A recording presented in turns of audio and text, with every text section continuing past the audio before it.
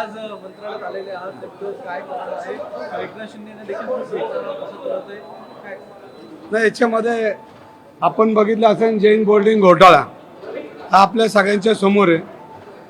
ज्या घोटाळ्यामध्ये शासकीय यंत्रणा मग धर्मदाय आयुक्त असतील, रजिस्टर ऑफिस असेल, बुलढाणा अर्बन बँक असेल आणि या सगळ्यांमध्ये जो गोलमाल झाला आणि या गोलमालमध्ये जैन मंदिर घाण ठेवलं गेलं आणि त्याच्यावर जो आज गोखले नावाचा बिल्डर आहे त्यांनी काल पत्र दिलं की हा व्यवहार मी रद्द करायला तयार आहे.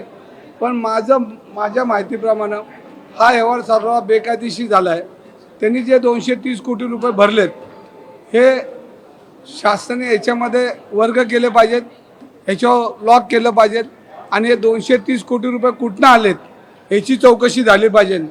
जी बुलढाणा अर्बन बँक आहे ह्या बँकेने हे पैसे ब्लॅकचे व्हाईट आणि व्हाईटचे ब्लॅक केले का याची माहिती घेतली पाहिजे आणि याच्यामध्ये कोणाकोणाचे पैसे आहेत याची चौकशी शासनाने माननीय देवेंद्र फडणवीस साहेबांनी केली पाहिजे.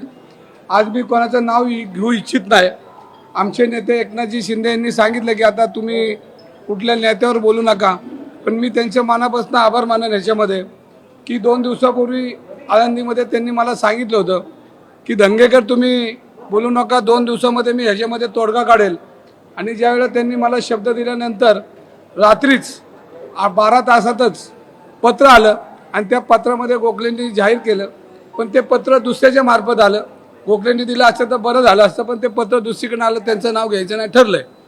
तर याच्यामध्ये त्या पत्रामध्ये मी हा व्यवहार पूर्णपणे रद्द करतो म्हणले आणि हा रद्द करत असताना याच्यामध्ये आता मी अनेक वकिलांशी बोललो आहे आणि कुठंतरी ही पब्लिक ट्रस्ट आहे आणि या पब्लिक ट्रस्टवर सगळं पूर्ण शासनाचा त्याच्यावर अंकुश असतो आणि शासनाकडनं संपूर्णपणे हा व्यवहार होत असतो.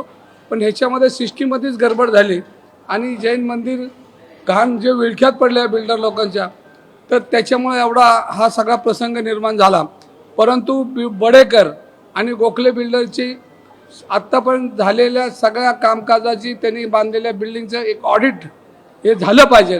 कारण ह्याच्यामध्ये संपूर्णपणे राजकीय आणि शासकीय मदत त्याला पोचलेली आहे आणि ह्याचा सगळा विचार करून मुख्यमंत्र्यांनी याच्यावर लक्ष घालून या सगळ्या प्रोजेक्टवर ज्या ज्या पद्धतीनं जी यंत्रणा त्याच्या पाठीशी होती त्याचा सखोल चौकशी करून याच्यामध्ये तोडगा काढावा आणि जैन मंदिरावर जे 200 कोटी रुपये दिलेत ते शासनाने त्याच्यामध्ये आपली पॉवर वापरून त्याच्यामध्ये ते दिमागदारपणे ते जैन मंदिर आणि जैन बोर्डिंग हे त्यांनी तिकडं उभं करावं अशी मला ह्या तुमच्या मार्फत विनंती आहे.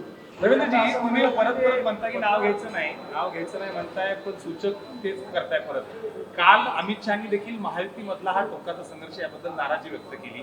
अगदी केंद्रीय पातळीची दखल घेतली गेली तरी देखील तुम्ही थांबत नाही. नेमका दंगेकरांना बूस्टर डोस आहे तरी नेमकं कुणाचा काय नेमकं ताकद कुठली माझ्या आहे? बघा, याच्यामध्ये परत एकदा सांगतो की माझी राजकीय जी भूमिका आहे ही पुणेकरांची भूमिका आहे. मी शिंदे साहेबांशी मी बोललो आणि त्यांचे मनापासून आभार मानतो की त्यांनी माझ्या पाठीशी खरं बोलतो म्हणून माझ्या पाठीशी ते कायम उभे राहिलेले ज्या मी पक्षात प्रवेश केला तेव्हापासून. पण त्यांनी हे सांगितलं की आपल्या मित्रपक्षावर तू काय बोलायचं नाही, पण जर पुण्यामध्ये गुन्हेगारी होत असेल, पुण्यामध्ये काही बिल्डर लॉबी ज्या पद्धतीने आज कामकाज करते आणि या बिल्डर लॉबीच्या आजूबाजूला जे जे राजकारणी लोक आहेत आणि त्यांच्या त्या पदाचा पॉवर वापरून ज्या ज्या लोकांवर अन्याय करतात त्याच्याविरुद्ध बोलायला त्यांनी मला कधी अडवलं नाही. पण मला हे सांगायचं की त्याच्यामध्ये आमचे उदय सामंत असतील सगळेच त्यांचं एकच, त्यांनी कायम माझ्या पाठीशी उभं राहण्याचं आश्वासन दिलं. तुमच्यामध्ये बोलले, पण मी कधी कुठल्या विरोधी पक्षाच्या विरोधात बोलत नाही. मी प्रवृत्तीच्या विरोधात बोलतो आणि ही प्रवृत्ती पुण्यामध्ये प्रचंड फोफवली, सर्वसामान्यांना जगू शकत नाही. आज पुणे शहराची व्याप्ती बघितली तर विश्रांतवाडीपासून तर खाली मग कात्रज असेल, इकडं बावधन असेल, इकडं विश्रांतवाडी असेल, या सगळ्या प्रकार जिथं नजर टाकल तिथं कोणतरी पुढारी आहे, कोणतरी मंत्री आहे, कोणतरी वर्ण आलं आहे आणि पुण्यात लॉबीला, पुणे शहरातील लोकांना ह्या सगळ्या बिल्डर लॉबींनी आणि काही पदाधिकाऱ्यांनी ज्या पद्धतीने वेढा घातला आहे त्याच्यामध्ये सर्वसामान्य लोकांना जगता येत नाही, भीतीचं वातावरण आहे. आणि ह्याच्यामध्ये मी देवेंद्र फडणवीस साहेब असतील, अमित शहा असतील आणि तुमचे आपले देशाचे पंतप्रधान असतील त्यांना मी पत्रसुद्धा लिहिलेलं आहे की ह्याच्यामध्ये तुम्ही लक्ष घाला. जी लोकांमध्ये जी विकृती आता पुणे शहरामध्ये ज्या पद्धतीने गोरगरिबांना संस्थेला छोटे समाज आहेत त्यांना त्रास देण्याची जी प्रवृत्ती वाढली ह्याच्यावर तुम्ही चौकशी करा आणि ह्याच्यामध्ये बडेकर आणि गोखले या बिल्डरचं ऑडिट करून ज्याचे पैसे कुठनं आलेत त्याचा पूर्णपणे एखाद्या संस्थेमार्फत चौकशी करून यांच्यावर कारवाई करावी. आता isakal.com आहे देशातील नंबर 1 ची मराठी न्यूज वेबसाईट. प्रत्येक अपडेटसाठी isakal.com ला नक्की भेट द्या. तुम्ही म्हणालात की भाजपमधलं कोणीतरी असेल, हा वाद आणखी पेटेल आणि तिसऱ्या अंकात नेमकं काय काय घडणार? नाही, तुमच्या माहितीकरता सांगतो की माझ्या कुटुंबामध्ये ग्रामपंचायतीचा सदस्य कोण झाला नाही. माझ्या अण्णाची 10 लोक पुणे शहरामध्ये नाही आहे, पण मी 11 निवडणुका ह्या पुण्यनगरीत लढवल्यात आणि या पुण्यनगरीचा प्रचंड विश्वास माझ्यावर आहे आणि सर्वसामान्य कार्यकर्त्याला त्यांनी इतक्या उंचीवर नेण्याचं काम केलं आहे.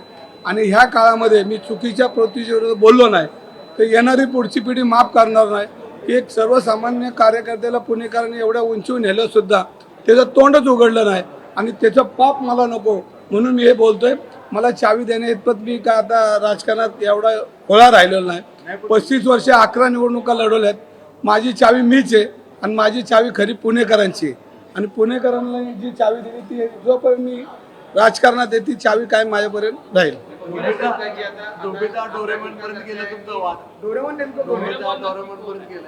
नाही ना, आता जे आहे जरा बोलतायत काही लोक पण त्यांना वेगळ्या वेगळ्या ठिकाणी उत्तर देईल. माझं त्याच्यावर आता ट्विट बीट होईल जरा उद्या. नाही ना, आता काय आता मी काय नाही काही लोकांशी बोलत नाही कारण त्यांना त्यांची जरा उंची जरा बघावं लागेल मला.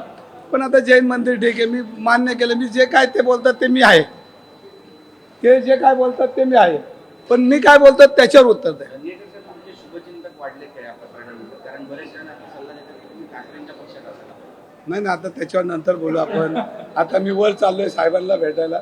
आपण माझी विकेट काढू. दंगेकर साहेब, तुम्ही एकनाथ शिंदेची शिवसेना सोडणार आणि कदाचित असं म्हणलं जातं की शरद पवारांच्या राष्ट्रवादीत किंवा अजित पवारांच्या राष्ट्रवादीत जाणार आहे. बघा, ह्याच्यामध्ये मी एक ट्विट केलं होतं की ज्यांनी मुख्यमंत्र्यांची स्वप्न बघितली, जे मुख्यमंत्र्यांच्या रेसमध्ये होते, त्यांनी ज्या पद्धतीने प्रसारमाध्यमांना हे पुरवलं तीच लोक हे सगळं वातावरण निर्माण करतात.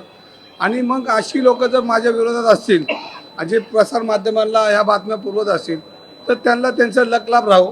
पण माझी लढाई ही विकृतीच्या आणि ज्या चुकीच्या लोकांच्या विरोधात उभी राहणार. आज आहे, उद्या आहे. माझं एक ट्विट तुम्ही 1-2 दिवसात बघा, चालू आहे माझं काम परत. पुण्याची गुन्हेगारी राहिली, लोकमान्य नगरमधल्या वसाहतीच्या लोकांचा विषय राहिला, अनेक विषय आहेत पुण्यामध्ये. आणि जे पदाधिकारी बिल्डर यांच्यामध्ये अडकलेले विषय ते पूर्णपणे लढाई माझी चालू राहणार आहे आणि ही लढाई शेवटच्या मिनिटापर्यंत शिंदे साहेबांची परवानगी घ्यायला आले आता. याला लागू तुम्ही म्हणता की सगळंच काढणार. मग असे अनेक बिल्डर आहेत की राष्ट्रवादीशी संलग्न आहेत, शरद पवारांशी संलग्न आहेत, अजित पवारांशी संलग्न आहेत. याचं काही म्हणजे अगदी नावं घेतलं तर भरपूर नावं निघतील. पुणे असेल, पिंपरी चिंचवड असेल, सगळं. तर याचा पण काही हिशोब करा. एवढे तुम्ही जुने आहात तिथं, त्याचा पण काही हिशोब असेल तेही निघेलच नाही. आता हळूहळू सगळं निघणार आहे. फक्त ती परवानगी घ्यायला आले वरती. सगळीच जे लोक चुकीची वागतात त्यांच्याविरुद्ध मी बोलणार आहे. आणि मी काय म्हणतो, जी लोक विचित्र वागतात, समाजाला घातक आहेत, ती पडद्याआडून काही लोक त्रास देतात, त्यांचे संपूर्ण मी स्वतः असतो तरी मी माझ्या विरोधात बोलणार. बरं, तुम्ही जी भूमिका मांडताय, तुम्ही आता महायुतीमधल्या पक्षांमध्ये नेते आहात, तुम्ही जी भूमिका मांडताय त्या भूमिकेमुळे कुठेतरी महायुतीमध्ये धुसफूस जे आहे ते तवट्यावरती येऊ शकते आणि तुमच्या पदाला कुठेतरी धोका पडू शकतो का भविष्यात? बघा, मी परत एकदा सांगतो की माझ्या आयुष्यातली राजकीय किंमत मी मोजायला तयार आहे. माझे जे आंदोलन झाले एका प्रस्थापितच्या विरोधात झाले.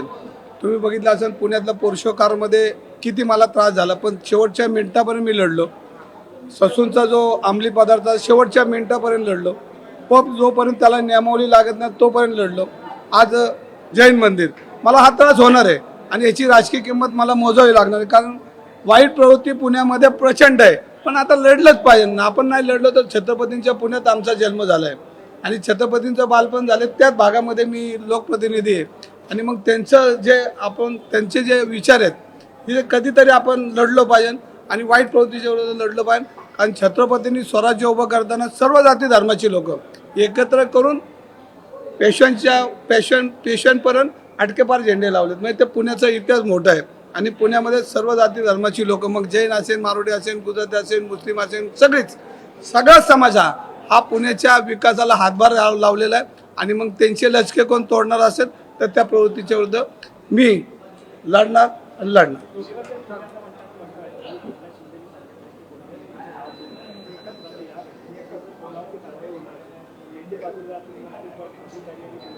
नाही ह्याच्यामध्ये मी म्हणतो सखोल चौकशी केली पाहिजे. जो ह्याच्यामध्ये दोषी असेल त्याच्यावर कारवाई झाली पाहिजे. धंगेकर साहेब, तुम्हाला एकनाथ शिंदे आळंदीमध्ये म्हटले की आता थांबा, तरी सुद्धा तुम्ही थांबत नाही. थांबलो ते म्हणले की ठीक आहे, थांबलो लगेच ते म्हणजे थांबलो. पण त्यांनी ऐकण्याचा अजेंडा बघा, नाही शिंदे साहेबांना एक सूचक वाक्य मला सांगितलं की तुला 2 दिवसामध्ये ह्यातला तोडगा निघेल. आणि मी घरी पोहोचायच्या अगोदर, आळंदीवरनं मी फिरत पोहोचायच्या अगोदर मला फोन आला की धंगेकर गोखले बिल्डर आले तर त्यांचं पत्र आलं, पण ते कोणामार्फत आलं त्यांचं नाव आता विचारू नका, हे तुम्हाला माहिती. बरं, धंगेकरच्या पहिले ते विरोधक विचारायचे तुमचे, व्हेरी हू इज धंगेकर, आता विचारतात व्हेरी धंगेकर. नाही, आता सगळे धंगेकर आता पुणेकरांना दिसलेत, त्यांनाही दिसलेत. अजून हा खेळ संपलेला नाही. सगळे धंगेकर त्यांना आता दाखवणार आहे. त्याचा आता तुम्ही हळूहळू बघत राहा.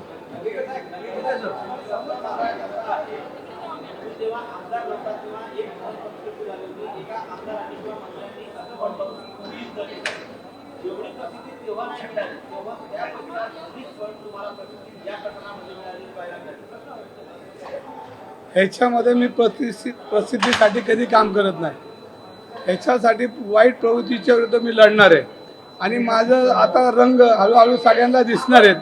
कारण 1-2 वाक्याने नाही, माझे रंग अनेक आहेत. त्या रंगामध्ये मी तुम्हाला आता पुणे शहरात काम करताना दिसेल, नाही महाराष्ट्रात दिसेल.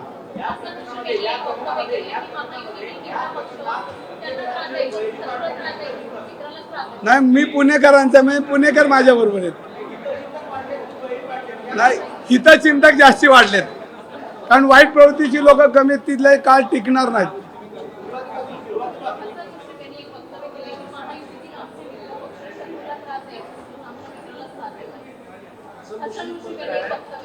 हसन वशीम बोललेत ना, त्यांच्याशी बोलतो. जरा आता भेटतील, जरा त्यांच्याशी माहिती होतो कोणाकोणाला त्रास देतात.